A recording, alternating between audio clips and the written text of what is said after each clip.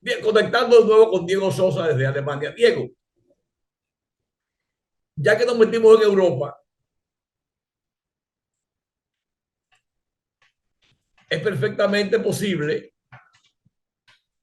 pues, hablar de Gran Bretaña, que de alguna forma está en el lío. Por ejemplo, ¿cómo ha ido, Diego, el asunto del Brexit y Gran Bretaña y Europa? Bueno, te voy a decir desde el punto de vista que se ve aquí en Alemania, porque siempre hay dos puntos de vista y uno nada más ve el punto de vista que le muestran de un lado. El que yo he visto de aquí de Alemania, con todos los reportajes que se hacen y todo lo demás, es que hay mucha gente descontenta, porque lo que le prometieron, lo que le vendieron, de que iban a estar mejor, de que todo iba a ser nacionalismo y de todo ese tipo de cosas, lo están viendo diferente. Porque lo vivimos hace un tiempo, el mundo globalizado, tú le podías vender a cualquier parte del mundo y era muy fácil. Una Europa globalizada, o sea, donde estaba el Reino Unido metido y podían venderle y podían además recibir de Europa con pocos problemas y sin pagar impuestos, etcétera, era para muchos mejor. Claro que algunos se están beneficiando, pero muchos, por ejemplo, pescadores que le dijeron, bueno, que así no van a venir a pescar a nuestras aguas y todos los pescados son para nosotros, etcétera, pero no pueden vender sus pescados igual que los vendían antes. Por lo tanto, tienen más pescados para pescar, pero no tienen a quién venderlo al precio que se lo vendían. Por lo tanto, se convierte en un problema para el consumo local.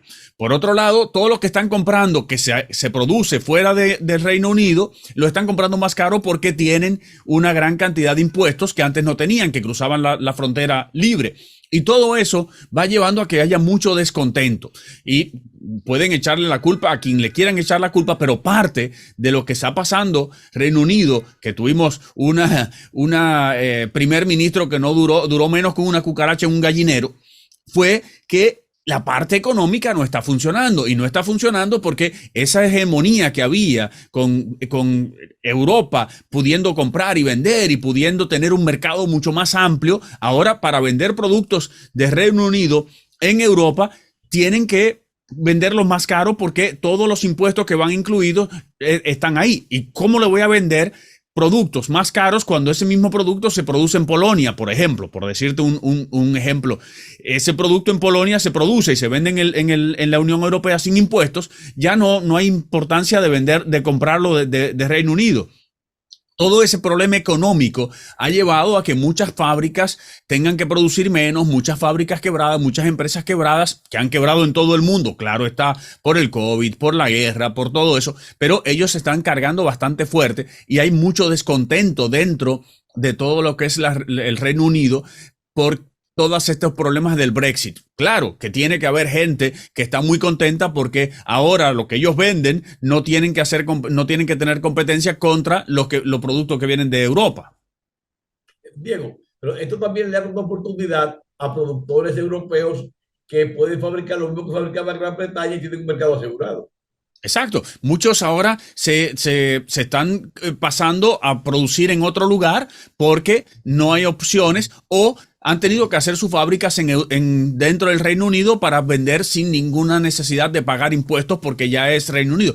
Todo esto se va acomodando. A nadie en Europa le conviene que Reino Unido esté mal porque es un comprador. Es igual que tú decir, bueno, a nosotros nos conviene como República Dominicana que a Estados Unidos le vaya mal. ¿Por qué? A nosotros nos conviene que a Haití le vaya mal. ¿Por qué? Si ellos son compradores de nuestros productos. Es mejor que a todo el mundo le vaya bien. Mientras más compradores hay, mucho mejor. Por eso muchas veces los empresarios no se dan cuenta dentro del mismo país que mientras mejor están todos, mejor es para mis productos porque tienen más salidas. Un principio que mientras el bizcocho es más grande, el más grande es la parte que me toca. Diego, y con el caso de Irlanda, Irlanda tenemos que entender que tiene dos partes, Irlanda del Norte e Irlanda como Irlanda.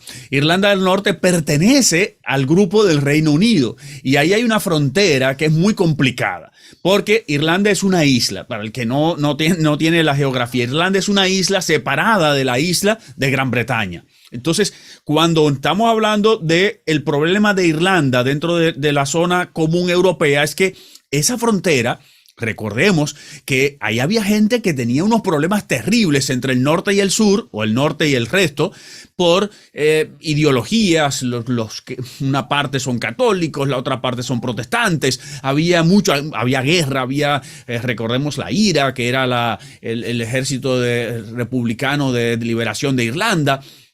Y todo se lo había pasado un poco al pasado, aunque siguen un poco de las rencillas y etcétera, pero están tratando de que no haya ese roce, porque el roce lleva a problemas económicos, que llevan a problemas a resurgir problemas que habían de esa parte, digamos, problemática entre dos partes de un mismo país. Pero para que esto funcione, entendamos que casi todo lo que compra Irlanda del Norte viene a través de Irlanda, que es parte de la Comunidad Europea. Entonces la Comunidad Europea dice, bueno, no me pongas una frontera ahí porque vamos a provocar un problema social. Pero Gran Bretaña dice, sí, pero es que Irlanda no está en la Gran Bretaña, entonces estaríamos abriendo una frontera de lo que es el Reino Unido para todos los productos de Gran Bretaña, todos los productos de Europa, de la Comunidad Europea, que me pueden pasar también al otro lado. Es un problema muy sensible que hay en esa frontera y fue parte de lo que llevó a unas negociaciones muy largas en el Brexit. Y al final se quedó con una negociación que para todos, y por un tiempo determinado, que para todos era lo mejor posible para evitar un problema social entre esos dos países. La República de Irlanda, la que no es británica, pues está en el mercado común. Entonces, tiene ventaja. Diego, otra cosa. Mira, los temas sexuales, los escándalos amorosos han sido parte de la corona británica. Y ahora mismo el asunto ha desbordado y está a nivel familiar, o sea, ha provocado rencillas. El rey nuevo no ha sido bien acogido y entonces, que desde antes tenía sus antipatías. ¿Tú crees que esto puede erosionar la permanencia de la corona en Gran Bretaña? Un amigo un día me dijo, él fue a estudiar a España, un amigo dominicano, fue a estudiar a España y me habló de la corona y de los reyes y yo le decía, pero es que yo no entiendo para qué existen los reyes. Y me dice, Diego, no intentes entenderlo, pero ellos lo entienden. Con esto de la corona de Inglaterra, de Reino Unido, uno no entiende mucho para qué existen, porque definitivamente el gobierno está, el gobierno es quien gobierna, todo funciona sin ellos. Pero hay funciones específicas en caso de que la tiene el rey. La pregunta que tú haces es muy válida. Un rey que tienen ahora, que viene a sustituir a una reina que era como una institución en sí y que unía a todo ese Reino Unido. Hablando de países que están en el Reino Unido y países que están en el Commonwealth, que tú dices, pero solamente estaban por esa reina. Tú tienes el caso de Escocia, que se quiere salir de hace tiempo del Reino Unido, pero que por la reina, por ese cariño a la reina, cuando se hizo el plebiscito, muchos todavía votaron por quedarse ahí. También estaba la parte de que le decían que no iban a poder entrar en la Comunidad Europea y ahora ellos se salen de la Comunidad Europea y están totalmente... Los de Escocia están totalmente bravos porque dicen, ustedes no nos iban a dejar entrar en la Comunidad Europea, ahora ustedes son los que nos sacan de la Comunidad Europea. Y entonces comienza a destruirse todo eso, principalmente lo que no es Inglaterra, sino esos países como Escocia, Wales, de Irlanda del Norte. Tienes una cantidad de países que dicen, bueno, pero realmente nosotros no necesitamos la corona ya. Y nosotros no queremos ser parte de la corona. Tenemos que recordar que hasta Jamaica, Australia, Nueva Zelanda tienen algo que ver con la corona y ellos están viendo y no nos hace falta. Y ahora con este rey que no es la reina Isabel, que no es esa reina que nosotros queríamos, esa reina que nosotros teníamos tanto cariño, con que nosotros nacimos y con que nacieron nuestros padres y hasta nuestros abuelos. Entonces, la pregunta es, ¿vamos a seguir nosotros queriendo eso Esa es la pregunta que se hacen muchos, pero yo creo que para entender eso y para decir uno sí o no, hay que ser inglés, porque el inglés tiene muchas cosas que son de ellos y hay que haber nacido en una corona y vivido en una corona para saber lo que significa para ellos, si es simplemente un adorno o si es simplemente un cariño o si tiene mucho más validez que todo eso que nosotros estamos hablando y ver que en un momento específico, hace falta que haya un rey y una reina. Tú hablaste del caso de España, comparándolo con el de Gran Bretaña. Hay diferencias y esa es la economía. Los británicos la corona británica es dueña de Inglaterra. Sí, la corona británica es dueña de Inglaterra, de las tierras, de muchísimas cosas. Por eso es tan complicado, hay que entenderlo por dentro para uno poder hacerse una imagen. Y yo creo que entenderlo por dentro es decir, señores, déjenle eso a ellos y que decidan ellos, porque nosotros desde afuera va a ser muy difícil que acertemos a una decisión, porque eso es muy emocional lo que hay ahí.